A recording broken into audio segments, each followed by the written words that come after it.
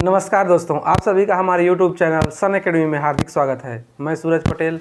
आज हम लोग विज्ञान के जिस टॉपिक पर चर्चा करने वाले हैं, मेंस्ट्रुअल साइकिल या फिर इसी को ही हिंदी में मासिक धर्म चक्र कहा जाता है।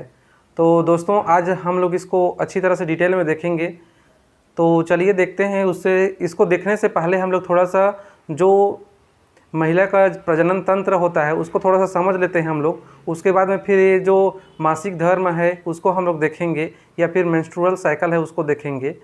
तो चलिए हम लोग थोड़ा सा इसका यदि इसका वर्टिकल मतलब जो महिला है उसका सामने से चित्र किस प्रकार से दिखाई देगा, जो उसका प्रजनन तंत्र है उसको मैं इस प्रकार से इसको चित्र बनाया हूँ।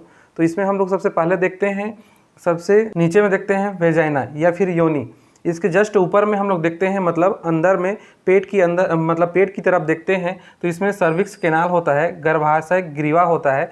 उसके जस्ट ऊपर में ये जो एरिया दिखाई दे रहा है इसको यूट्रस कहा जाता है या फिर इसी को ही गर्भाशय कहा जाता है। इसके ये जो हाथ जैसा दिखाई दे रहा है, इस प्रकार से हाथ जैसा दिखाई दे रहा है, तो जो यहाँ से लेकर मतलब ये इसको हाथ मालूम है तो यहाँ से यहाँ तक को क्या कहे जाते हैं, इसको क्या कहते हैं, फेलोपियन ट्यूब कहते हैं या फिर इसी को ही और क्या कहते हैं, ओविडक्ट कहते हैं या फिर इसी को और हिंदी में क्या कहते हैं, अंडवाहिनी नलिका भी कहते हैं। तो सबसे ज़्यादा इसका जो नाम बोला जाता है वो फेलोपियन ट्यूब कहा जाता है। ज़्यादा से ज़्यादा भाषा में इसको यूज़ किया जाता है। और जो ये हाथ जैसे उंगली जैसा दिख रहा है, फिंगर टाइप का दिख रहा है, इसलिए नहीं, इसको याद करने के लिए हम याद कर सकते हैं, इसको फेमरी कहते हैं। और जो ये इस प्रकार से जो दिखाई दे रहा है संरचना, ये क्या है, ये वाला जो गोला दिखाई दे रहा है यही क्या है, ओवरी है। और या फिर इसको हिंदी में क्या कहते हैं, अंडाशय कहते हैं। यही ओवरी या फिर अंडाशय क्या होता है, महिलाओं का प्राइमरी जनन अंग होता है, प्राइमरी रिप्रोडक्टिव ऑर्गन होता है। तो जो महिला की सबसे प्राइमरी कैरेक्टर होती है वो कौन सा है, ओवरी या फिर अंडाशय। इसी के द्वारा ओवम या फिर अंडाणु का विकास होता है जो फर्टिलाइजेशन के लिए बहुत ही ज़्यादा इम्पॉर्टेंट रोल प्ले करता है। इतना यदि समझ में आ गया आप लोगों को संरचना, तो आगे हम लोग देखते हैं मासिक धर्म या फिर इसी को ही क्या कहते हैं, मेंस्ट्रुअल साइकिल कहा जाता है। तो इसमें हम देखते हैं कि जो मेंस्ट्रुअल साइकिल होता है उसमें एक महीना में एक साइड से इसमें ओवम का यदि मान के चलते हैं हम लोग जनवरी में इसमें क्या हुआ है, ओवम का विकास हुआ है, तो हम लोग फरवरी में देखते हैं कि इस साइड से जो ओवरी होता है इस ओवरी से ओवम का विकास होगा। और विकास होने के बाद में वो जो फेमरी होता है, फेमरी के द्वारा यह क्या होता है, इसको ले लिया जाता है। मान के चलते हैं ये वाला क्या है, ओवम है मतलब अंडाणु है, और ये वाला फेमरी है। तो फेमरी क्या करता है, इसको इस प्रकार से इसको खींचता है और खींचने के बाद में फिर उसको कहाँ ले आता है, वो फेलोपियन ट्यूब में लेके आता है। और यही जो फेलोपियन ट्यूब होता है यहीं पे शुक्राणु और अंडाणु या फिर स्पर्म और ओवम का फर्टिलाइजेशन होता है या फिर फ्यूजन होता है। क्वेश्चन ये अराइज होता है यहाँ कि जो निषेचन होता है या फर्टिलाइजेशन होता है वह कहाँ होता है, तो कहाँ होता है, वो फेलोपियन ट्यूब में होता है। हम लोगों ने पिछले वीडियो में इसको अच्छी तरह से देख लिया है, इसको ज़्यादा अभी डिस्कस नहीं करते हैं। तो आगे हम लोग देखते हैं मासिक चक्र, हम लोग इसी के बारे में अभी डिस्कस करने वाले हैं। तो चलिए बिना समय गंवाए आगे बढ़ते हैं। हम लोग जो मासिक चक्र होता है उसमें हम लोग देखते हैं कि इसका प्रारंभ कब होता है। प्रारंभ लड़की में कब होता है, जब इसका यौनारंभ होता है लगभग 12 से लेकर 15 वर्ष में। 12 से जो 15 वर्ष होता है उसमें यह क्या होता है, चालू होता है या फिर शुरुआत होता है। यह जो एज लिया गया है वह लगभग लिया गया है क्योंकि कोई लड़की का पहले भी हो सकता है, 8 से 10 साल में भी हो सकता है, या फिर यह 15 से 17 साल भी हो सकता है। इसको एवरेज लिया गया है, 12 से 15 साल में यह प्रारंभ होता है। दूसरी बात देखते हैं कि तो फिर इसका अंत कब होता है या फिर खत्म कब होता है। खत्म होता है यह 45 से लेकर 55 वर्ष में।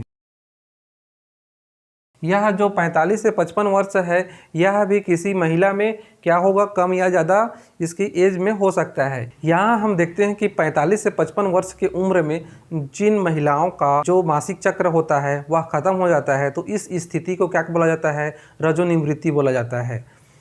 और ये जो उम्र दिया गया है यह महिला की उसकी शारीरिक बनावट के आधार पर या फिर उसके स्वास्थ्य पर निर्भर करता है। इसमें हम देखते हैं कि लगातार यदि साल तक रक्तस्राव नहीं होता है या फिर मासिक चक्र नहीं आता है तो उसी को ही क्या मान लिया जाता है, रजोनिवृत्ति मान लिया जाता है। जो ये रजोनिवृत्ति की उम्र है यह महिला की उसकी शारीरिक बनावट के आधार पर या फिर उसके स्वास्थ्य पर निर्भर करता है कि उसका कब उसकी रजोनिवृत्ति होगी। तो आगे हम लोग देखते हैं कि जो ये मासिक चक्र होता है उसको 4 भागों में बांटा गया है।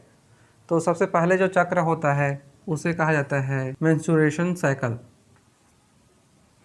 तो यहाँ हम लोग देखते हैं कि जो मासिक चक्र होता है उसको 4 भागों में अध्ययन के लिए इसको बांटा गया है। सबसे पहले देखते हैं हम लोग को मेंस्ट्रुएशन।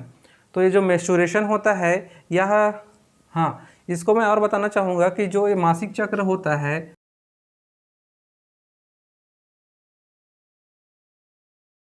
इसकी टोटल अवधि होता है लगभग 28 दिन। लगभग 28 दिन होता है, किसी किसी का यह 35 दिन भी हो सकता है। तो लगभग इसको 28 दिन मानते हैं या फिर 35 दिन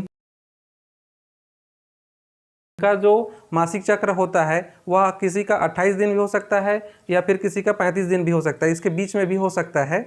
लगभग इसको माना गया है कि 28 से लेकर 35 के बीच में जो दिन होता है उसमें एक चक्र पूरा करते हैं लोग। तो इसमें हम लोग देखते हैं जो सबसे फर्स्ट होता है वह मासिक धर्म। इसमें हम लोग देखते हैं कि जो 1 से लेकर जो ये 28 दिन है उसमें से लेकर 1 से लेकर 7 दिन तक, 7 दिन तक इसमें हम लोग देखते हैं कि जो ये वाला होता है इसमें हम लोग देखे थे कि यहाँ क्या होता है, ये फैलोपियन ट्यूब है और यहीं पे ओवम आता है, इसमें से ओवरी से निकल कर यहाँ पहुँच जाता है, फैलोपियन ट्यूब में रहता है। तो यहाँ स्पर्म का वेट करता है वो 24 घंटे तक का लगभग इसका, यहाँ से निकलने के बाद में इसका उम्र लगभग 24 घंटे का होता है। और इसी बीच में यदि यहाँ फर्टिलाइजेशन होने के बाद में क्या होता है, यहाँ गर्भधारण महिला कर लेती है। यदि फर्टिलाइजेशन नहीं होता है मतलब वो उसको स्पर्म नहीं मिल पाता है ओवम को, तो उस स्थिति में क्या होता है, ये जो ओवम होता है यह क्या होता है, टूट जाता है या फिर फूट जाता है। फूटने के बाद में क्या होता है, ये जो ओवम होता है ये, और जो इंडोमेट्रियम का इसका जो परत होता है, इंडोमेट्रियम का होता है, इसको अभी हम लोग और समझेंगे कि जो इंडोमेट्रियम का जो परत बना रहता है वो क्या होता है, वो भी इसका क्षरण होने लगता है। ये ओवम और इसका जो इंडोमेट्रियम का जो परत होता है वो दोनों क्या होता है, क्षरण होने लगता है। और क्षरण होने के बाद में यही क्या होता है, ब्लीडिंग के रूप में शरीर से बाहर होता है या फिर खून के रूप में शरीर से बाहर होता है। तो ये जो मासिक धर्म होता है इसमें क्या होता है, 1 से लेकर 7 दिन तक होता है। लगभग इसको भी माना गया है क्योंकि कई बुक्स में इसको कई अलग अलग दिया गया है। तो इसको मैं एवरेज लेके चल रहा हूँ कि जो 1 से लेकर 7 दिन तक होता है, या फिर बुक इसको लेके चल रहे हैं कि 1 से लेकर 7 दिन तक इसमें ब्लीडिंग होने लगता है। सामान्य भाषा में इसको ब्लीडिंग कहा जाता है, मासिक जो धर्म होता है उसको। उसके बाद में आगे देखते हैं जो 7 से लेकर 14 दिन का होता है। यहाँ हम देखते हैं कि जो ओवरी से ओवम का विकास होते रहता है, ठीक उसी समय जो ये इंडोमेट्रियम में हम लोग देखे थे कि जो रक्तस्राव के द्वारा इसका क्षरण हुए रहता है। तो यही जो इंडोमेट्रियम में क्या होता है, ये मान के चलते हैं यहाँ से ये क्षरण हो गया है मासिक धर्म के समय। तो ये यहाँ से फिर ये क्या होता है, से फिर ये इसका रिकवरी होने लगता है। और रिकवरी होने के बाद में जो इंडोमेट्रियम होता है यही क्या करता है, जो फर्टिलाइजेशन के समय फेवरेबल कंडीशन बनाता है। यहाँ जो गर्भाशय को कौन, इंडोमेट्रियम बनाता है। इंडोमेट्रियम गर्भाशय में जो भ्रूण होगा उसके लिए यहाँ पे फेवरेबल कंडीशन बनाता है, उसके लिए एक क्या बोलना चाहिए, यहाँ निवास उपलब्ध कराता है। तो यही जो निवास होता है या फिर जो स्तर है, यही स्तर क्या होता है, थोड़ा सा बढ़ जाता है। कहाँ, इंडोमेट्रियम के ऊपर में एक परत बन जाता है और यही जो परत होता है यही परत बनते रहता है जो ये 7 से 14 दिन होता है उसी बीच में। और दूसरा देखते हैं हम लोग यहाँ कि जो ओवरी से ओवम का भी विकास होने लगता है। तो यहाँ दोनों चीज़ होता है। ये कौन सा में, 6 से 14 दिन में। आगे देखते हैं हम लोग कि जो ये 14 से लेकर 21 दिन होता है, 21 दिन होता है, इसमें क्या होता है, इसमें 2 कंडीशन होते हैं। जिसमें 2 कंडीशन कैसे होते हैं, यदि ये जो ओवम है या फिर अंडाणु है उसको यहाँ पे स्पर्म मिल जाता है तो यदि मिल जाता है तो क्या होगा, उसका फर्टिलाइजेशन होगा। फर्टिलाइजेशन होने के बाद में या फिर फ्यूज़न होने के बाद में क्या होगा, उसका विकास होगा, वो भ्रूण भ्रूण बन जाएगा। और भ्रूण के बाद में जो इंडोमेट्रियम इसके लिए एक फेवरेबल कंडीशन बनाता है यहाँ गर्भाशय में, तो इसी गर्भाशय में ही एक ट्यूब का निर्माण होता है। और ट्यूब का निर्माण जो होता है वह बच्चे के पेट के साथ संलग्न हो जाता है। इसी को ही क्या कहा जाता है, प्लेसेंटा कहा जाता है। और इसी प्लेसेंटा के द्वारा ही उसको भोज्य पदार्थ मिलता है, किसको, भ्रूण को मिलता है। पहला कंडीशन हो गया। अब दूसरा कंडीशन देखते हैं हम लोग कि दूसरा कंडीशन में क्या होता है कि यदि उसको स्पर्म नहीं मिलता है, किसको, ओवम को स्पर्म नहीं मिलता है या फिर इसका फर्टिलाइजेशन नहीं होता है, उस कंडीशन में क्या होता है, ये ओवम फिर से क्या होता है, ये डिज़ोल्व या फिर ये क्या होते हैं, क्षरण होने लगता है इसका। और ठीक उसी समय जो इंडोमेट्रियम होता है इसका भी क्षरण होने लगता है यदि इसका फर्टिलाइजेशन नहीं होता है तब। फर्टिलाइजेशन नहीं होता है तो उसी समय फिर ये क्या होता है, धीरे धीरे करके ये कितना दिन लग जाता है, लगभग 7 दिन लग जाता है। मतलब 14 से लेकर 21 दिन के बीच में ये वाला जो अभी मैं बताया, ये वाला कंडीशन इसमें होता है। अब नेक्स्ट देखते हैं कि जो 21 से लेकर 28 दिन का होता है, 21 से लेकर 28 दिन होता है, ओवम और जो इंडोमेट्रियम है इन दोनों का क्षरण होता है। तो वही क्षरण होकर क्या होते हैं, धीरे धीरे करके इसका जो कंडीशन होता है बहुत लेट में होता है। जो 14 से लेकर 28 दिन होता है उसके बीच में ही ये होता है। ये जो लुटील फेज़ है, ये जो फेज़ होता है कब होता है, जब यदि प्रेगनेंसी धारण नहीं होता है तब। यदि महिला प्रेगनेंसी धारण नहीं करता है तब ये लुटील फेज़ उत्पन्न होता है। लुटील फेज़ में क्या होता है, वही मैं जो बताया कि जो ओवम होगा वो टूटता है और जो ये इंडोमेट्रियम का जो परत होता है वो भी क्षरण होने लगता है। तो यही वाला लुटील फेज़ होता है। तो इसमें हम लोग इसको चक्र के रूप में देख लेते हैं कि किस समय प्रेगनेंसी धारण किया जा सकता है और किस समय प्रेगनेंसी धारण नहीं होगा। इसको हम लोग एक चक्र के रूप में देख लेते हैं। उसके बाद मैं इसको मिटा देता हूँ, शायद इसको इतना आप लोगों को समझ में आ गया होगा। तो चलिए आगे देखते हैं हम लोग। यदि इसको मैं एक चक्र के रूप में बनाता हूँ तो चक्र के रूप में मान लिया जाए, इसको मैं फर्स्ट डे मान रहा हूँ, इसको 7 दिन मान रहा हूँ और इसको 14 दिन मान रहा हूँ और इसको 21 दिन और यहाँ फिर 28 दिन और ये फिर फर्स्ट डे स्टार्ट हो जाएगा। तो यहाँ 1 से लेकर 7 तक में क्या होगा, मासिक धर्म होगा, मतलब इसमें ब्लीडिंग होगा। इसको सामान्य भाषा में ब्लीडिंग कहा जाता है। जो 1 से लेकर 7 दिन, ये 4 दिन भी हो सकता है, 3 दिन भी हो सकता है, तो इसको मैं अप्रोक्सीमेट ले रहा हूँ। तो यहाँ 1 से लेकर 7 दिन तक क्या होता है, ब्लीडिंग होता है। तो ब्लीडिंग होने के बाद में यहाँ आगे हम लोग देखते हैं कि ये जो 14 दिन होता है, यहाँ हम लोग देखते हैं 7 से लेकर 14 दिन तक इसमें क्या होता है, जो ओवरी में ओवम का विकास होने लगता है। तो इस समय क्या होता है, प्रेगनेंसी धारण नहीं हो सकता। यहाँ हम लोग देखते हैं कि जो 7 से 14 दिन ब्लीडिंग मतलब ख़त्म हुआ है, उसके 7 दिन बाद तक क्या होगा, वो सेफ जोन कहलाता है।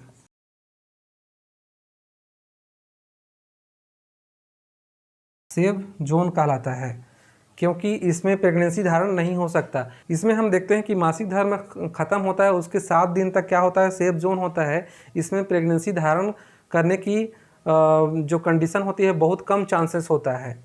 और जो इसके ब्लीडिंग चालू हुआ है उसके 7 दिन पहले मान के चलिए, 7 दिन पहले ये भी क्या होता है, सेफ जोन होता है।